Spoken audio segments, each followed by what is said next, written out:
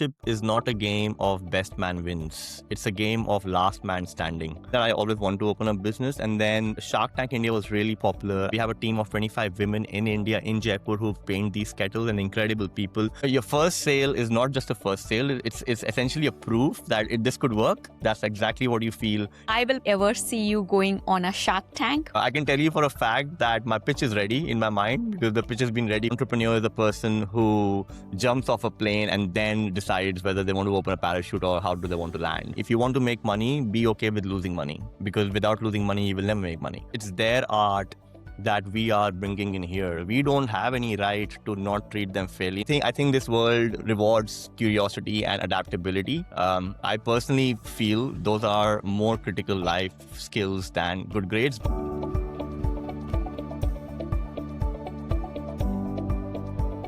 Hi, Ash. Welcome to the show. It's a privilege to have you here. Hi, Shampi. Thanks for having me as well. Thank you. So we'll start with the beginning. Can you tell us a little bit more about yourself and your background? Sure, Shampi. My name's Ash. I actually have an Indian name, Akarshak. A lot of Indians can't pronounce it properly, so I don't expect Australians to do. So everyone just calls me Ash. I was born in Noida, which is a city in North India, right next to Delhi. Lived all my life there till the age of 21. Came to Australia in 2013 to do my master's. I've been in the corporate world for the last 8 years, 8 or 9 so odd years, and I, decided to open my own business, which started in 2025. So it's been 1.5 years, and it's been a great ride so far. So you said you came to Australia in 2013. What was the reason? Like, what kind of study did you come in for? Sure, Shampi. So I came to study my master's in engineering. So I did a dual degree from UTS, University of Technology, Sydney, here in Sydney. It was a master's in engineering management and engineering studies. And I came to Australia. I think Australia just happened to me. I didn't really have any plans. I wasn't getting a job in India because my grades were pretty low. Australia was the Australia was a country that was willing to take me in, and that's really how Australia happened. Like I never planned it, but I just had a dream. I had a vision to do something great in life, and I just came without any fear or without any knowing anyone over here. Yeah, I think you have given a really important message because, see, marks or grades are not that always matters in life. And, for our views, I can let them just reconfirm that mostly in Australia and New Zealand, it's a research-based study that we do. So there is a lot of focus on research. It doesn't mean that, if someone is studying that they are not brilliant, but it's just the different, type of studies that we do over here. So, what I've usually heard that, when people come to study, they always do some type of part-time job just to, sustain their living. So what kind of part-time job were you doing, or you didn't have to do any? Yeah, sure. Shampi, actually, I'll touch on what you just mentioned is, grades are not everything. I couldn't agree more. I don't, I think this world rewards curiosity and adaptability. I personally feel those are more critical life skills than good grades. But having said that, I'm sure someone who has good grades would have a different opinion, and grades definitely matter a lot. But I really think it's curiosity and adaptability that make you, help you move forward. What part-time jobs you asked me? So, Shampi, like any other student here who comes from India or any other country for that matter, you obviously have to do, things are expensive over here. So I did almost every kind of job I could think of. I've done pick packing at warehouses. I was working with Coles and, packing products for them in a warehouse. I was working with logistic companies, packing things for them. But majority of my part-time job has been at restaurants. So I've worked with so many different restaurants. And then one restaurant I spent quite a considerable amount of time, which was in North Sydney, called Neilgiri's Indian Restaurant. So yeah, a lot of different part-time jobs. But I think being a waiter was, I found that was my job that I loved the most. Okay. And why did you find, being a waiter interesting? Well, I mean, first things first, you get free food. You don't have to worry about food Yeah. when you're a waiter, right? The restaurant typically always gives you food, and what else do you want? Like, if you don't know how to cook, if you've tried making an aloo jeera and you can't even make that, then you should pretty much try to look for something who can make it for you, and then restaurants will give you free food. But jokes aside, I again, I never plan things. I'm the kind of person I, like they say that an entrepreneur is a person who jumps off a plane and then decides whether they want to open a parachute or how do they want to land, right? You don't really plan. So I've never really planned anything. So when I started, I just joined as a waiter when I got an opportunity for a part-time job. But what I really ended up, I figured that even after doing 10 hours or 12 hours of shift, I was still really, really happy and I was never tired and I was just really full of energy. And I realized the reason for that was because I got a chance to talk to people. I would really try to connect with customers, the people who would come there to eat. I would really enjoy guessing. I would play a guessing game in my mind. What are they going to order? What should they order? I think they're going to order this, and I would just have fun in my mind like that. Yeah, I when I was a waiter, I knew before the customer would tell me. Eventually, I became someone who knew that this person now wants a butter chicken, or this one person now wants a butter naan, and things like that. So yeah, I just started really enjoying talking to different people every day and new person every 10 minutes. That's really interesting to know. And, once you finished your study, how easy or difficult was it to get a full-time job? I would say for me, it was proving to be hard. So to give you context, Shampi, and as I mentioned, I did my master's in engineering, but engineering was something that I never liked. Like it was, I would hate to be in a class. I would never, even if I tried to understand something, I couldn't understand it. The graphs and it's giving me shivers right now. I just hated those things, right? Because I just couldn't understand them. Like, it's really uncomfortable to be to be in a space where you have no idea what's going on. So that was me throughout my bachelor's and my master's. Yeah, so I because I didn't have. It's not about grades. I think I did fairly okay in masters, but when you're not passionate about something, I think the interviewer gets to know that. Like sometimes people would ask me like really basic questions about telecommunications, which is the engineering I did, and I did not know the answer to that because I was never interested in those things. So for me, it was proving a little harder than other people, but that turned out to be a blessing eventually. But I think if we getting a job in Australia, yes, overall, I feel it is harder when it's your first job here. And I'm sure a lot of other people listening who may have come to Australia would agree with the same. But eventually, you always end up finding your feet. Okay. So how did you find your feet? So Shampi, it's an interesting story, I think. So as I mentioned, I was working as a waiter. I was having a great time. And one of the nights I was taking care. So the restaurant I used to work at, it had like private rooms that you can, that you bring or invite 20 guests over to and you take care of them.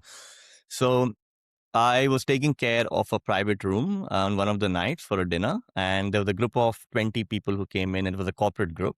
And I was the only waiter serving everyone, so a lot of conversations here and there. And I was actually having a really good time serving them, and I felt that they were also having a good time. So eventually, the manager, the person who was leading the entire group, she was an Indian. Her name's Kanika. My wife's name is also Kanika. It's a very lucky name for me, I think. She asked me like, would you like to work for us? And at that point I said to Kanika, the only question I had for her was, is this an office job? Like, can I sit in an office and do a corporate job? Because I was struggling to get one. Next day I gave the interview in her office. It turned out to be a sales job. I was selling travel insurance policies over the phone. And again, as I mentioned, no plans. I just jump into anything, and I just back myself. And that's how I got my first job. I did well over there, and that's how my sales journey started. It's been 8 or 9 years, and I'm still in sales. But that's actually how I got my first job.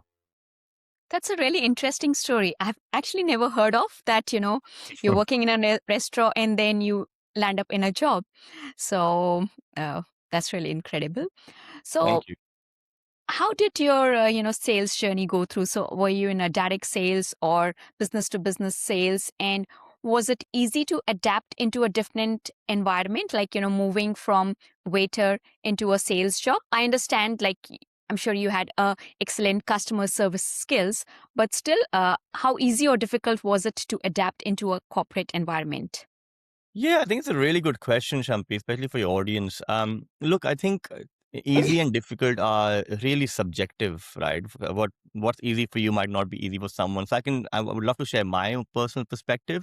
For me, nothing was hard at all. I'm just the kind of person who, in any situation, I'll figure out a way to be happy in that moment, or over a period of time.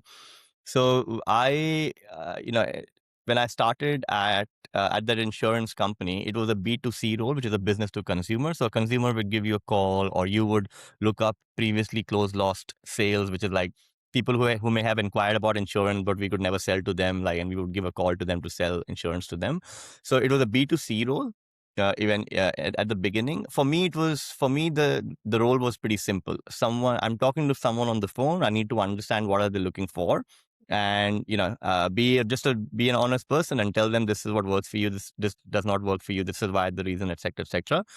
But what happened was I started doing really, really well. Like my numbers were, I was at the top of the leaderboard, and I really smashed it for 1.5 years that I was there, which told me that what I really love is talking to people. As I said, right, when I was a waiter, I figured I love talking to people. When I entered this first job, I love talking to people. So to answer your question, was it hard from being a waiter to a corporate role? Not at all. Not for me. I was really happy that that I had a job that was paying me more, and I was just having fun. So for me, it's not hard, but I do appreciate that for some people, that transition, especially if you haven't been in this culture, the corporate culture of Australia. I never worked in India because I came right after my master's. Sorry, my bachelor's in India. But my wife tells me how different it is to work there. So I can appreciate that for some people it would be hard. So now let's talk about your move into, business or into entrepreneur or becoming a founder.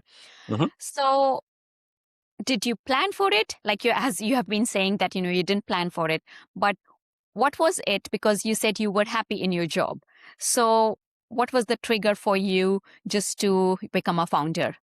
Yeah, sure. I'm still happy in my job. I still do have a job. I have a full-time sales role, and Namaste is on the side for me. Um, what was so the answer is, again, no. I never planned it. I just knew it was something I always wanted to do, Shampi. It just, I knew that I love. So one of the key reasons why many businesses fail, from what I've read and I've heard on different podcasts, etc., is people don't like the whole activity of selling. Or people, people who've never sold before, for them it could be challenging to hear a no from people on the phone, etc. But if you think about it, that's something I absolutely love to do. So I knew in my mind that that one hurdle that people typically face, I'm not going to face that, because I really enjoy the activity. And if I like selling, then why don't I sell something for myself? That was the idea, right? That was something that was always going in my mind. How it all happened was, so I started Namaste. We launched Namaste to the world on 28th of February 2025. But the planning, so to say, like, once I decided that I'm going to do this, that planning of finding the supplier, then we can talk more about that through the conversation. That all started 6 to 8 months before that. Um, so no, I didn't plan it. I just really, really I just wanted to look into the mirror and say that you're a businessman now. I really wanted that feeling. And one thing I always tell others as well when we have this conversation is, once you've tried a business, and regardless of whether you failed or whether you succeeded, again, those are different definitions. One thing that happens is that, there will never be a case that this is if you're lucky enough to live the last day of your life and you know what's going on around you, you will never have the regret that I never tried. So you essentially completely eliminate that regret that I never tried. So I didn't want to be that guy.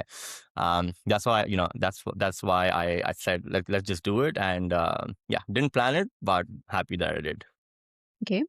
And how did the idea of Namaste came to you? Sure.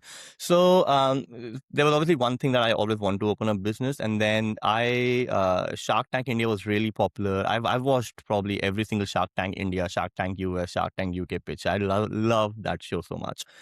And in one of the pitches, there was an Indian business on Shark Tank India that was selling products similar to what we sell now. And they were saying that 10 to 20% of their orders come from outside India, and Australia was one of the countries. So that I thought, why don't this could be a business that I could do. I could reach out to these people in India, and I could become their distributors here in Australia. So I reached out to the founder of that company. Luckily, I thought they won't reply, because once you come on Shark Tank, you're a really popular brand suddenly. But to my surprise, I spoke with the founder pretty within 10 minutes of me reaching out, which is pretty cool. But long story short, what I realized was I can do it. I can do this myself, because the terms that they wanted were not really too favorable. So I just realized that like ultimately I could go and source people who make these things. I could be someone who really treats these people very fairly, make sure that they're treated well, their lives are better when they work with me, and I can sell those products here in Australia. But a little bit behind that, once I figured out that this is something I could do, I started researching a lot. I spent a lot of time researching about copper, about brass. So to give context, that company was selling copper and brass products, and then I wanted to. I also wanted to sell that, because I started researching. I understood the demand for copper, especially in outside India, was growing. So research, that is where the research started from, and then it told me that there could be a potential. Again, when you're starting a business, I always say to other people, you can spend so much time researching and all that. I would just say, just get into it. Just do a bit of research, get into it, and then figure it out yourself. And that's what I've been doing. Okay. I think there are a lot of, interesting things that, I'm finding out talking to you, because people usually watch Shark Tank just for, because they like it, like they enjoy watching it. But, to get an idea and start something from it, it's really, hats off to you. I'm sure if Shark Tank India would ever hear our podcast, they will be really happy that it's actually changing the lives of their viewers, right? Yes. And Shampi, I would say a lot of business, like the number of new businesses that are coming out in the world today is exponentially higher than what they used to be in 2015 or 2014. And a big part towards that is the awareness. Especially, you'll find more and more people leaving their corporate jobs and starting their own business, because people want freedom. And through shows like Shark Tank and through other investment proposition shows, they realize that it sort of makes them believe that maybe they should give it a try, and that's what happened to me as well. Okay. So now let's just talk about, behind the scenes that, you had to get the business started. Because usually a lot of people, the first thought that they will have in their mind, when the idea comes in, the challenging thing will be, how do I find the right supplier? Hmm. So can you just, give us a little bit more information on that? How was that experience, and what did you do that people can learn from you? Sure. Shampi, that is a challenging part. I'll be honest. When you're starting out a business, and I can only talk about a business that someone in Australia may start and bring in things from somewhere else, which is what I do. So, got a bit of knowledge there. That will be a challenging part. And it was pretty challenging for me as well. The way I started was through a simple Google search of, who are the suppliers, where do I get copper from, uh, yeah, so it was really about me. So IndiaMart.com is a website which is essentially Alibaba of India, which is where hundreds and thousands of suppliers exist, selling very similar products. But the question is, how do you figure out who is the person that you want to work with? So one of the key things that I did, and I would recommend any new business owner to do that, is make a list of your non-negotiables. Like what are the key things that you are looking for in a person that you want to hire, or hire as your supplier, and make a list of your non-negotiables. So what I did was I spoke to roughly about 15 different suppliers. It takes time. You have to connect with them, and the numbers are available everywhere on India Mart, etc. And they will want to work with you, but majority is noise. So how do you filter the noise is basically what I'm sharing with you. You have to actually, I'll tell you what I did. I had mine, the people that I wanted to work for, I wanted them to be on the younger side. I wanted those people to have a vision for themselves. So I really wanted to understand the people that I'm working with, what do they want to do in their business? How do they see their manufacturing business in the next 5 years or 10 years? Because, if you think, for me, my belief was, if you have someone who's younger, like 30, 35, 40 something, and they have a vision, well, they have time to achieve that vision, number one. And number two, those are the people who will hopefully work hard the way you want to work hard. So that was a big that was one of my core key requirements. Then trust and authenticity. I'll give you an example. I was speaking with one of the manufacturers, and I really wanted to work with them because I knew they were supplying to one of our competitors here in Australia. And this, through the conversation, this manufacturer ended up telling me the numbers of the business that they were supplying to in Australia, which is so wrong in my opinion, right? Like, I was thinking that, well, why are you telling me their numbers? You would tell my numbers to other people, etc. So as you start speaking with manufacturers, make sure you are speaking to multiple people. Make sure you have a list of who you spoke with, what did you like about them, what did you not like about them, and then ultimately typically you should shortlist 2 or 3 suppliers where you want to get the first samples from, and that's how you eventually end up choosing one. Okay. And so, once you found the supplier, Australia has got, what I've heard is really strict import regulations for everything. Was it easy to deal with that process, or was it the headache of the supplier to deal with them?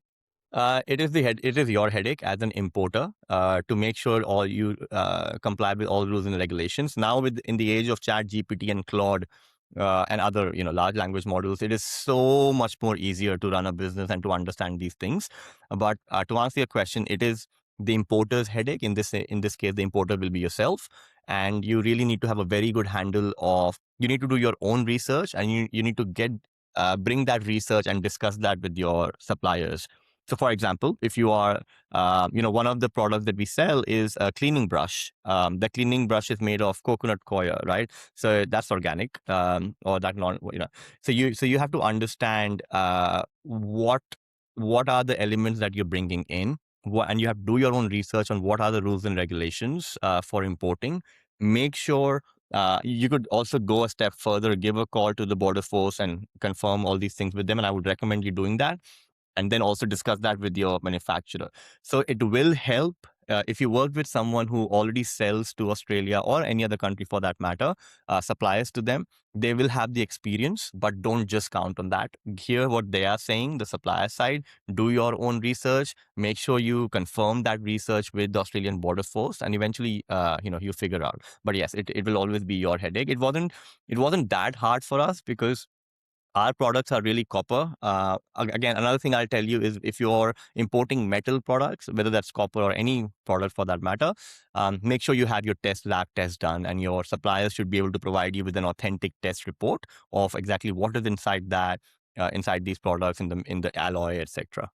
Um, and was it easy, in terms of setting up the company, or there are other legal formalities? So how's that process? Is it easy over there in Australia, or that's also challenging and you needed a lawyer to do that for you? You don't need a lawyer at all, especially not when you're starting out. Typically, all you really need is an ABN, which Australian business number. In the short form, it's ABN. So you will typically register yourself as a sole trader on ATO's website, which is Australian Tax Office, or ASIC, I think. ASIC or ABS. You could just Google it.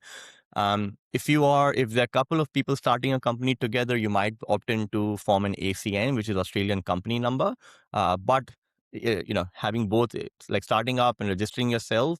It will take you half an hour to go online and submit a name. Just make sure, obviously, one of the things I will highly recommend always, and good that you brought this up, is make sure that company name is available. Sometimes what could happen is, you've thought of this company name or the brand name and you're really excited about it and you've created a website and everything, only to realize that the trademark was not available. Luckily for us, and by the way, I had made that mistake.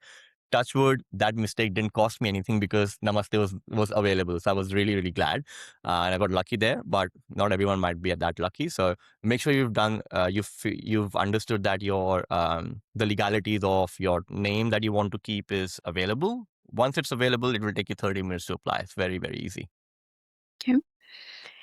And the other thing that, a lot of people in the Western countries that they say that, when you are importing products from developing country for the likes of India, they always say that the laborers or the, craftsmen or the karigars, they are underpaid. So how do you ensure that, your suppliers are paying them, what they should be getting paid? In some, is really good question, and that's really important for us at Namaste. The people that we work with, in some instances, we work directly with the manufacturers, especially with our tea kettles. So we have a range of hand painted kettles and hand painted PET bowls, which you won't see online right now, but those are hand painted products. We have a team of 25 women in India, in Jaipur, who paint these kettles, and incredible people. So over there, I have direct control of making sure their lives are improving, because we invest 1% of our monthly profits and we give them back to our different suppliers. Sometimes it's directly to the team of the artisans. Sometimes it's through the middlemen, who essentially are traders who work with these suppliers, particularly in the copper and brass space. So we have to we you know the it will all be based on the relationship that you have with these people. So you would want to say that, prove it to me that you've given the money to them. Show me and walk me through how you are, how, in what way is this money being spent. And when the suppliers quote us a particular price, we, through experience, we will know if the artisan is being paid fairly or not. So to answer your question, there are a couple of things. First thing, what we do as a business is we invest money back into our artisans, and that's very important for us. And secondly, we have close relationships with the people we work with, who we trust that they are paying their workers fairly, and not just paying fairly, but we've supplied better gloves, we've supplied better tools to different teams, and we do that from the proceeds we generate from Namaste. So that's really, really important for us. That's really, good to hear that you're taking care of the people who are basically the foundation for your business. So that's Yeah, really. absolutely. Yeah, if they didn't exist, Namaste won't exist. It's as simple as that, right? It's their art that we are bringing in here. We don't have any right to not treat them fairly. In fact, it is our complete responsibility to make sure that anyone who contributes to us, and Namaste in this case, is being treated incredibly well as possible. So we make sure we do that. And, have you actually ever visited back to India? I know it's not been long since you have started Namaste, but I would just wanted to know, have you had the opportunity to meet any of the craftsmen directly that work for you, all the karigars? Yeah, absolutely. I just recently went to India in November 2025, and I got a chance to meet every single one who makes our products. We spent a day in Jaipur with our team over there. Got to know them personally, more personally. I knew them before as well. That was a really great experience. Then we went to Moradabad, which is the hub of where all product, copper, brass, and metal work essentially is being done. We met our team over there. I really enjoy, and I'm going again to India soon to figure out what else we can bring to Australia, and I can't wait to meet them again. It's always a great experience to click photographs with them, to have a meal with all of them. It's just so much fun. So, as a founder, you feel really happy that you are actually making differences in the life of people? Absolutely, it really makes me happy. Not we whether we are making a difference or not. I think, Shampi, those other people can, who can say whether Namaste is helping them or not. But I certainly believe yes. But that's not for me to say.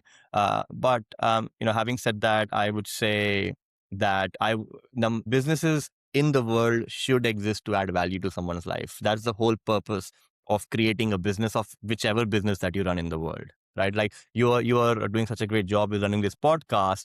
You are serving the community by bringing on people who may have insights for other people to benefit from. So that's incredible, right? That's how you started something. Um, from a Namaste standpoint, we want to impact everyone's life, whoever comes in contact with Namaste, in a positive way, whether that's the end customer, whether that's our suppliers, our karigars, whoever that may be, or our employees, whoever that may be. Namaste will always be a business who will do everything the brand can to uplift the lives of people who come in contact with us. Hmm. So, going back to this idea of, copper and brass products, uh, So I understand, you got the idea from Shark Tank, but then why did you nail down only on copper and brass? Like you could have even opted for steel because, that's also a good choice. So why copper and brass? So I think that's a great question. I think, Shambi, copper is not just aesthetic, but I feel things like copper and brass, they have heritage associated to that as well. Now, if you think about it, copper was first used by humans 5,000 years ago. Copper has been used in hospitals, in the pipe that in your air conditioner is made up of copper. A lot of people are not aware of that. Hospitals, as I mentioned, the pipes that supply water into your home, a lot of them are made of copper, or they were used to be made of copper. Copper has an incredible heritage, and the reason for that is it's also widely recognized in Ayurveda as as that metal that automatically kills bacteria in your water through something called oligodynamic effect. So long story short, copper, when you store water in copper, yeah, and you leave it for 6 to 8 hours, it destroys the cell membrane of the bacteria that's present in your water, like E. coli and Salmonella. So there are some properties. To my mind, it's not for me. Like, I'll give you an example. These are like that's a bottle we sell, and you're able to make really beautiful, like those are 7 chakras that are hand engraved. By artisans, or you could do a hammering design and things like that. So there's a lot you can do on copper, but more importantly, there are a lot of health benefits of copper that I read about and I researched and I went really deep into. And I said, all right, this could be the product that I could provide to Australians who are looking for better ways to have their water every day. You. And do you use yourself copper bottles for your water? My house is full of copper. I'm in a room right now, but I wish I was downstairs. But my bottles are with me every single where I go. I've been drinking from copper since a very, very long time. And to also answer your question, why copper? When I was doing the research, one of the biggest reasons why we decided to do this is, I remember my grandmother in Haryana, when we used to go to their house, I would see a copper vessel or a copper jar or things made of brass. So there's a lot of ancient wisdom that's with copper. So and people have been doing this since centuries and since years and years. For me, I think my copper journey started roughly about 4 to 5 years back. So, when you ask me why copper, now all the thoughts are coming back. A big reason for that was also that I actually already used to do it. Then I research more about it, and then I intentionally do it, etc. And does the taste of the water also changes? Because you said, there are bacteria and everything that gets killed. Does it get any metallic taste? I would say try it yourself to figure it out. You should absolutely give a copper bottle a try. But if you had to ask me a question, my water definitely tastes much fresher the next day I have it from my bottle, without a doubt.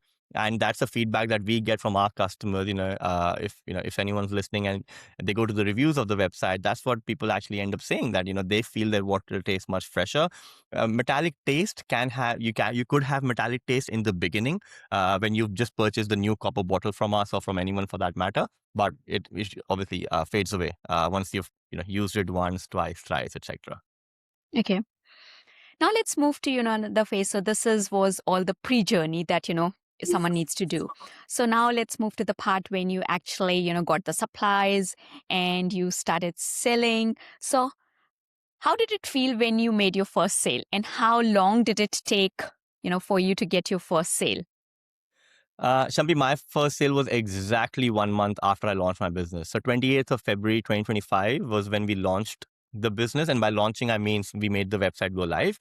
20th of March 2025 was when a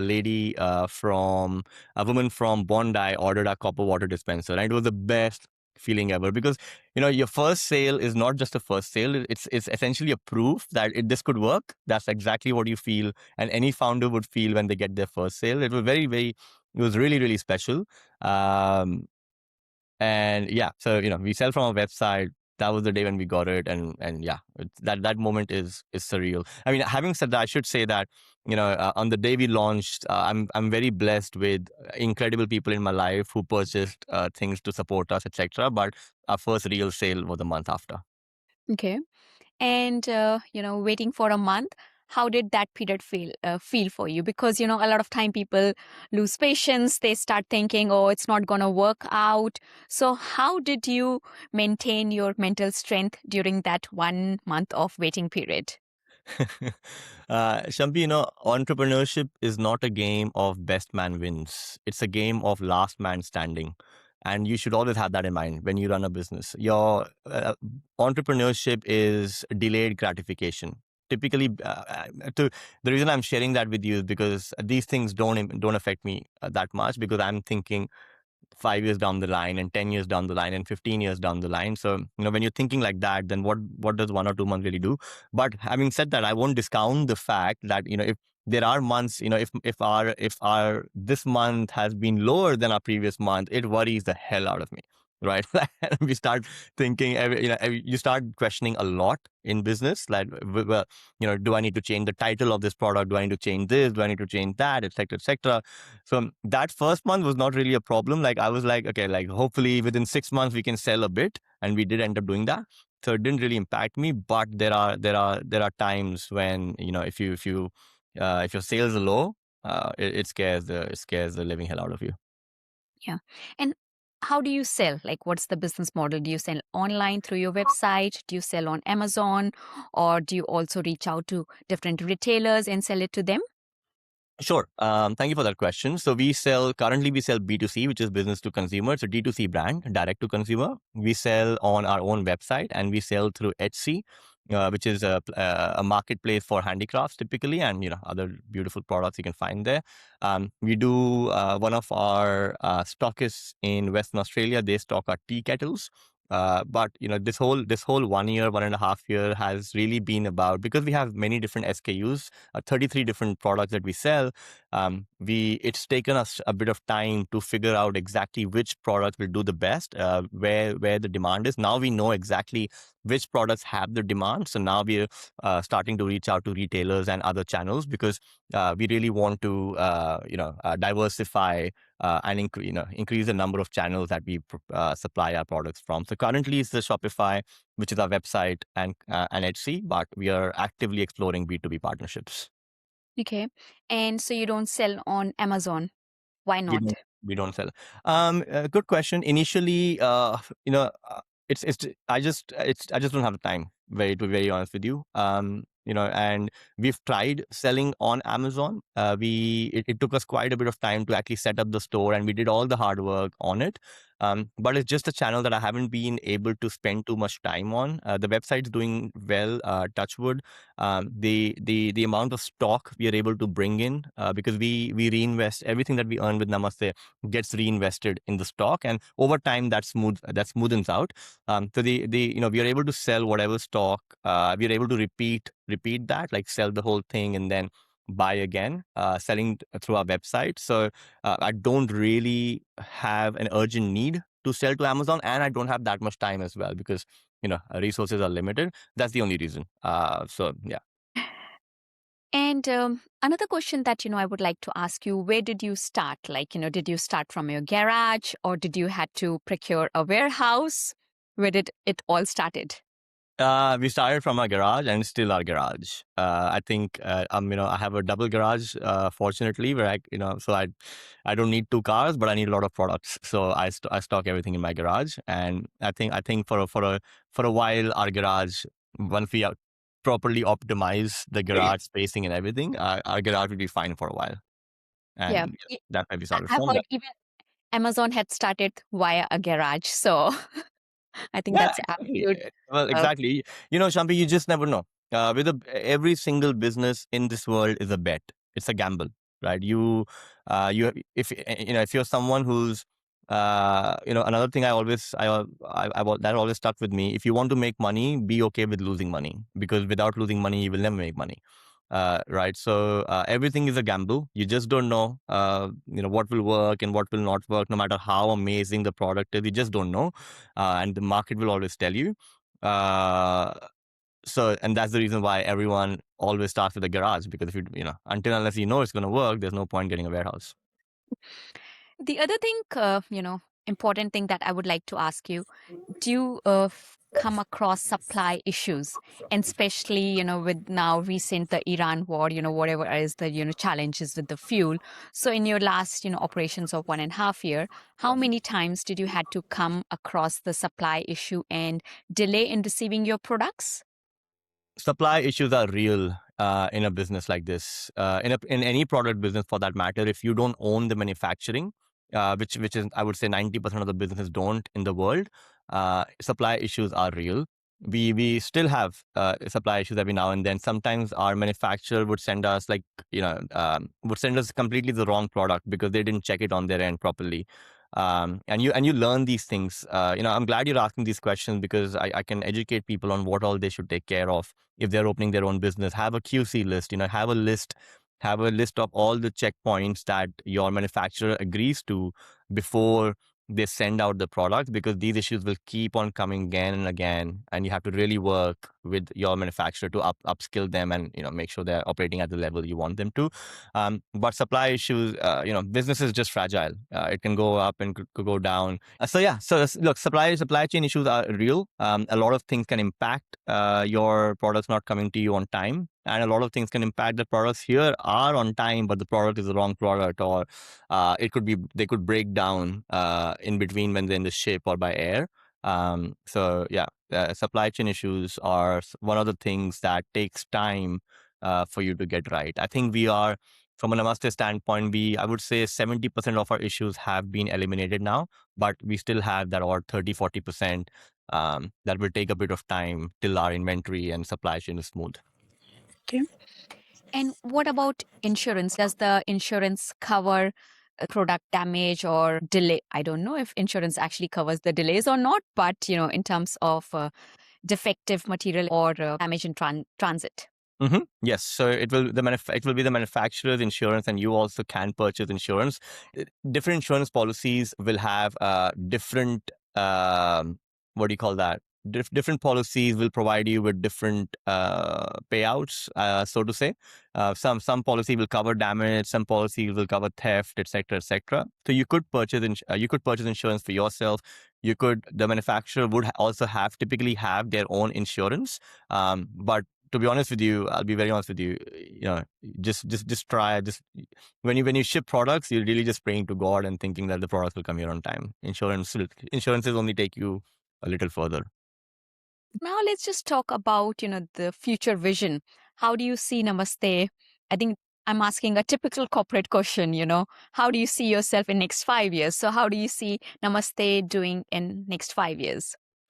Whenever Australians think about something unique that they want to gift to someone, or they think about where do I get genuine handcrafted products from, which are actually genuinely handcrafted, and they have the ethos, etc.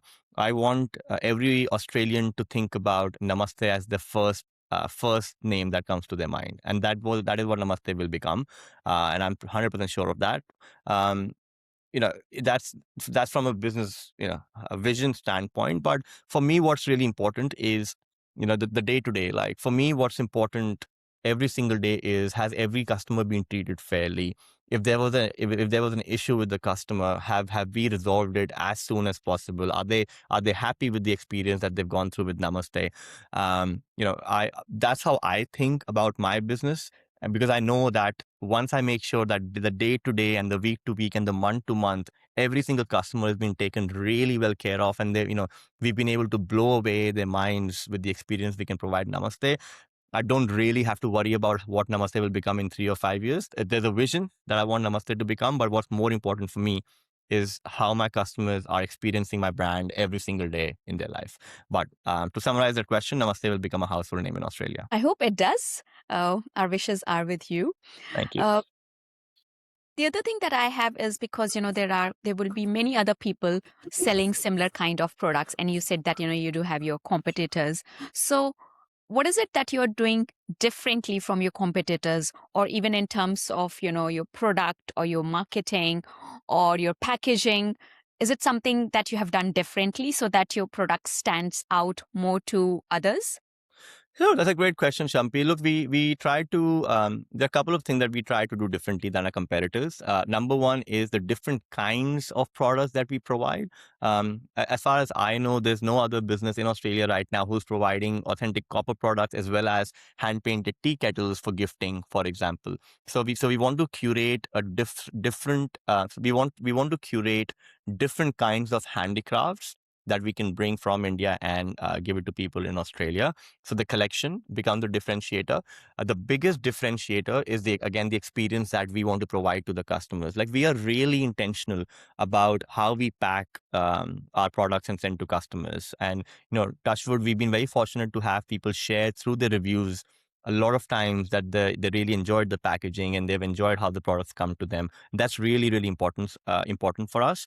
I wouldn't comment on my competitors. I think it's great that they exist. If competition exists, it's great for you as a business because you're always trying to become better for the consumer. So competition is very important to in any business landscape. But I also wouldn't say that we are better in terms of packaging or anything. I can just share with you that the what we are doing differently, I think, is our mentality and is our business values, that the customer has to be at the center of every single thing we do.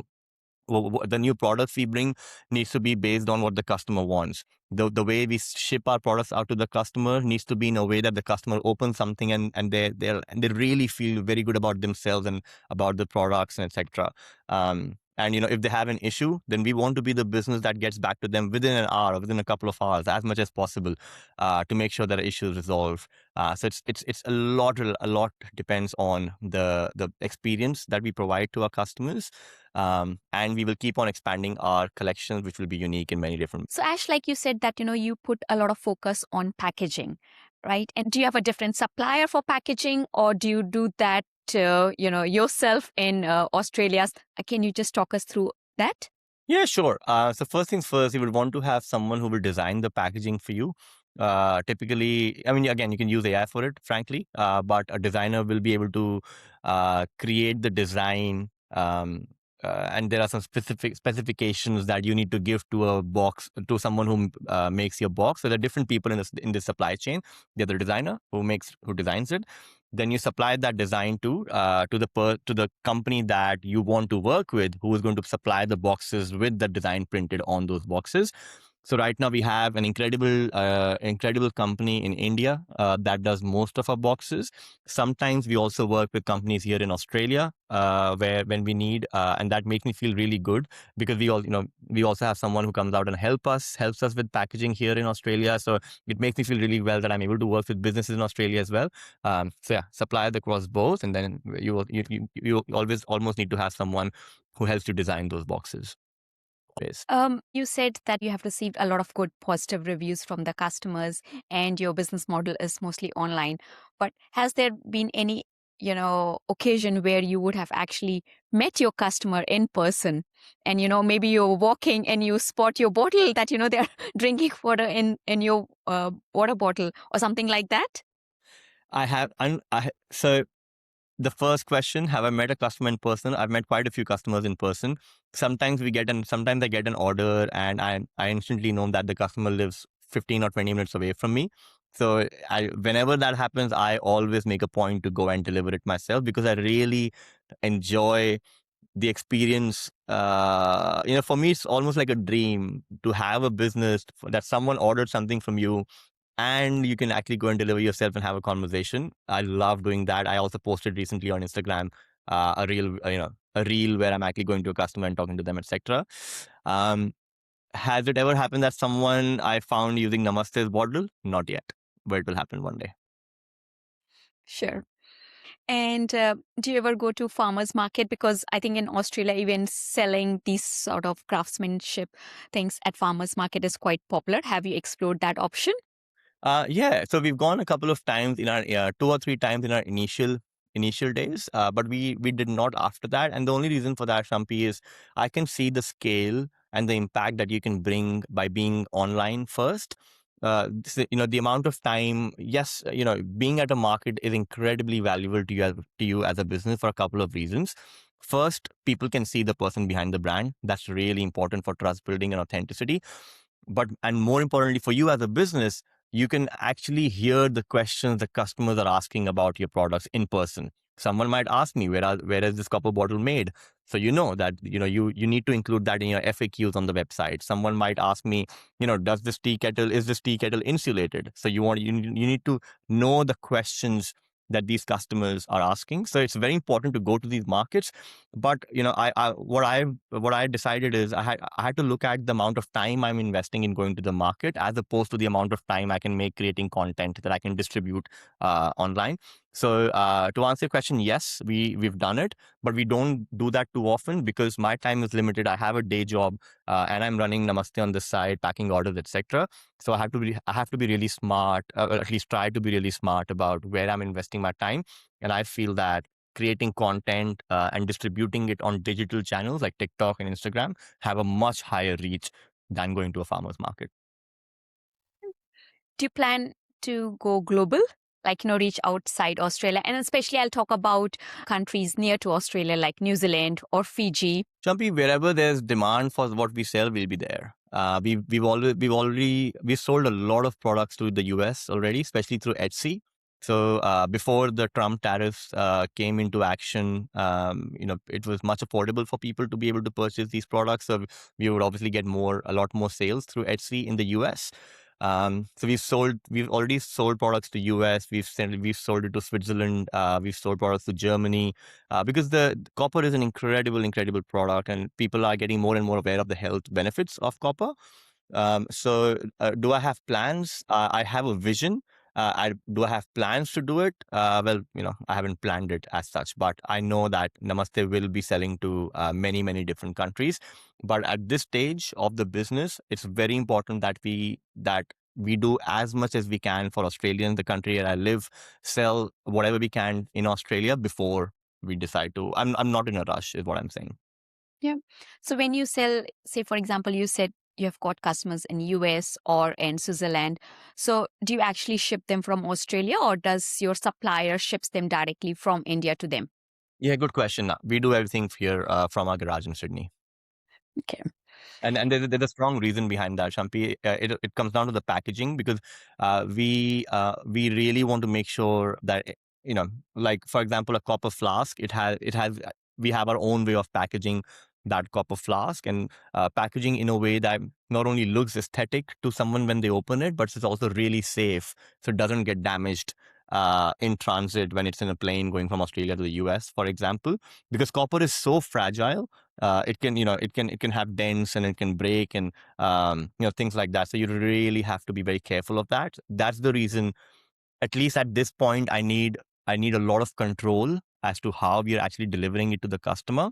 But at some point, hopefully we're able to open up distribution centers, small distribution centers in different countries where we can hire people to make sure that they're also catering to the quality of packaging that we need them to. So let's go back to, where this idea came from. So do you think I will personally ever see you going on a Shark Tank, whether be it Shark Tank India, Shark Tank Australia, Shark Tank US, and asking for funding? Shampi, thanks for asking me that question. If it ever happened to me, I'll be very happy. I can tell you for a fact that my pitch is ready in my mind, because the pitch has been ready for the last so many months and so many years that every single episode that I see, I always think, oh, what would I say in this instance? What would I say in that instance? Etc. So if I get a chance, I wouldn't miss that chance for anything in the world. So hopefully you see us there. I've heard that there are a lot of Australian people, especially migrants, who actually are stuck on their jobs, and they could be also in a high paid job. They want to start the business, but somehow they just can't start. So is there any advice that you would like to give to our migrant community, especially? The only advice I can give, Shampi, to anyone who wants to start is just start it. I mean, it's really not that hard. It's look, I won't say it's easy, but starting out is not hard. That's I can definitely tell you. And once you start, you will figure out everything. You will like there's like I don't have everything figured out in Namaste, and I don't worry about that. You know what I mean? Like there's nothing. You just have to figure out on that particular day when that order comes, how do I make sure that customer gets the best product in their hand? And that's all you have to worry about. So like I guess to give an advice, and I think it's this advice has become so cliched that everyone, everyone who's asked this question, they always say just start, but that is the reality. Like you start it. There's in the age of AI where something, there's a tool that you have that can answer so many questions for you. They can do the research for you. They can help find you suppliers. There is absolutely no reason. At least the barriers to entry are almost negligible. So if you wanted to start a business, this is the time to start a business. Don't worry about competitors. Don't worry about whether my product will sell or not, etc., etc. All of those things will come later. But once you start, hopefully you start enjoying it so much that you keep doing it. So just start. A follow-up question on that. So if someone is going to start today, what mistakes they should avoid? Sure, and that's an important question. Thanks for asking. Shampi, I think if I was restarting everything today, I would create buckets of different problems I would be going to face. For example, I'll have a bucket called manufacturers. There'll be things that you want to avoid dealing when you're reaching out to manufacturers and selecting the manufacturers. When you're setting up your own website, that has its own mistakes that you would want to avoid when you're setting up XYZ. So there'll be mistakes in every single category that I would avoid if I was restarting today. But to try and make it simple, the mistake that people should avoid is overthinking and over researching and just contemplating, should I start, should I not start, will this work, will this not work? That is the mistake that is holding off people from opening their businesses. And the people, we human beings have absolute, we are only limited. What we can achieve in this world is only limited by our vision, right? So the mistake people get into is they don't trust themselves, they don't have confidence in themselves, they don't start, as I mentioned. Avoid that. Just go for it. Everything else will be figured out. And if there's anything I can help with, please reach out to me and I can walk you through various different things. But yeah, just start, as again I would say. Thank you, Ash.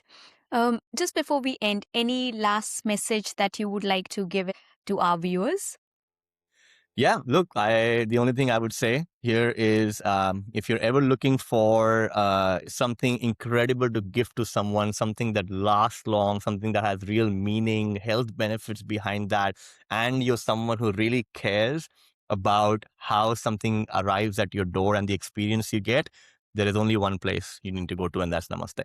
Thank you so much, Ash, for being on the show and sharing such a wonderful insights. And I'm sure this is going to help someone who is actually thinking of starting a business and, just stuck in somewhere, either in overthinking or just not being confident to start something new. Uh, and I would like to say to our listeners, thank you so much for listening to our show.